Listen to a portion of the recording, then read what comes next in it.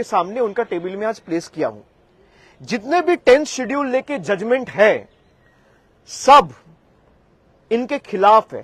जो ये separate group वाली ये ग्रुप क्लेम कर रहा है कि हमारे सिटिंग अरेंजमेंट अलग हो, हमारे लिए चीजें अलग हो, हमको अलग ट्रीट किया जाए, हमारे में से किसी को लोकसभा लीडर चुना जाए, हमारे में से किसी को चीफ व्हिप चुना जाए, हमारे में से किसी को डेप्यूटी लीडर चुना जाए, ये हो ही नहीं सकता। सबसे पहले आप डिस्क्वालीफाई होंगे।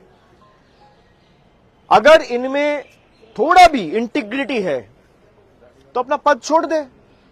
पद छोड़ के लोकतांत्रिक तरीके से, भाई आपको तृणमूल से दिक्कत है, जो सांसद तृणमूल छोड़ के अभी एनसीपीआई में गया है वो तो यही कह रहा है कि हम पार्टी से खुश नहीं है। भाई तो अपना पद छोड़ दीजिए, कोई मना नहीं है, कोई रोक के नहीं रखा है। अगर आप सच्ची में पॉलिटिक्स में इंटीग्रिटी में विश्वास रखते हो, ऑनेस्टी में विश्वास रखते हो, तो कौन मना कर रहे हैं? आप छोड़ दीजिए, चुनाव होगा, आप बीजेपी का टिकट में, एनसीपीआई का टिकट में, कांग्रेस का टिकट में, तृणमूल का टिकट में या सीपीएम का टिकट में लड़ा जाएगा। सब पार्टी के उम्मीदवार लड़ेंगे, जनता फैसला लेगा कौन जीतेगा कौन हारेगा। आप वैकेट कर दीजिए अपना सीट।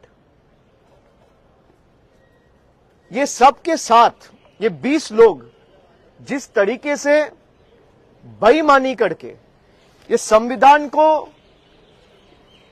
एकदम डिसोबे करके, डिसरेस्पेक्ट करके, 10th शेड्यूल का धजिया उड़ा के, जिस तरीके से लोगों के मैंडेट के साथ खिलवाड़ करके उन्होंने अपना जमीर, अपना सम्मान और अपना ईमान बेचा है, बंगाल के जनता इनको कभी माफ नहीं करेंगे।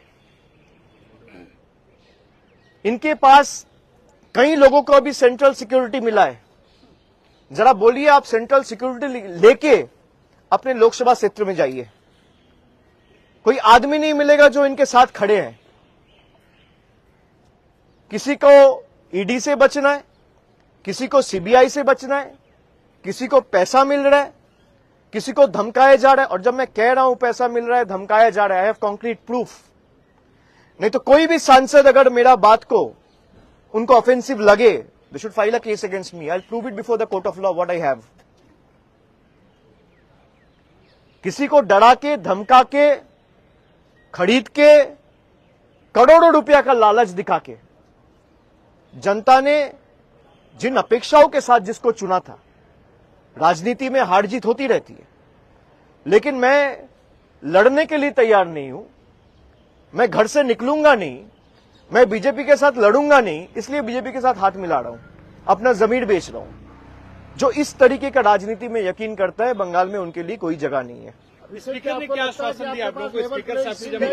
स्पीकर ने क्या आश्वासन दिया और सुप्रीम कोर्ट कब आप जाने? बिल्कुल लेवल प्लेइंग फील्ड नहीं है। मैं क्यों कह रहा हूं ये बात? क्योंकि पिछला 1-1.5 महीना का जो राजनीति है, जिस तरीके से पार्टी को तोड़ा जा रहा है, और आप खाली बंगाल में नहीं, अभी महाराष्ट्र में भी आप देख रहे हैं कि एक बार शिवसेना को तोड़ दिया गया, शिवसेना का 2 टुकड़ा किया गया, फिर दूसरे टुकड़े का और एक टुकड़ा बनाया जा रहा है अपने फायदे के लिए।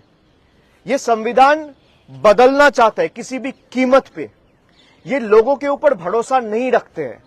अगर लोगों के ऊपर भरोसा रखता तो 30 लाख लोगों को वोटर लिस्ट के बाहर रख के चुनाव नहीं किया जाता। अगर लोगों के ऊपर भरोसा रखता तो सबको वोट देने का अधिकार दिया जाता, सबको मिलता। इनको पता है लोग अगर लोकतांत्रिक तरीके से वोट देगा तो बीजेपी कभी जीत के नहीं आ सकता। इसलिए चुनाव आयोग, एनफोर्समेंट डायरेक्टोरेट, सीबीआई, जितने भी एजेंसीज है, सबको इन लोगों ने इस्तेमाल करके लोगों का मैंडेट मैनिपुलेट करने का काम किया है। और लेवल प्लेइंग फील्ड का जब बात करें, आप 4 दिन 7 दिन से देखिए, मुझे 5 समन दिया गया। सीआईडी के पास मैं 3 बार गया, मैं ईडी के पास गया, मेरा घर में 2 बार रेड हुआ, ममता जी का घर में रेड हुआ, उनका सिक्योरिटी में छेड़खानी किया गया, हम लोग का सबका सिक्योरिटी विथड्रॉ कर लिया गया। हमें नहीं चाहिए इनके सिक्योरिटी। भाई लोगों को आप सिक्योरिटी नहीं दे सकते, आप पावर में आके गरीब लोगों के ऊपर जो सरकार बुलडोजर चलाता है, उस सरकार से आप क्या अपेक्षा रखेंगे?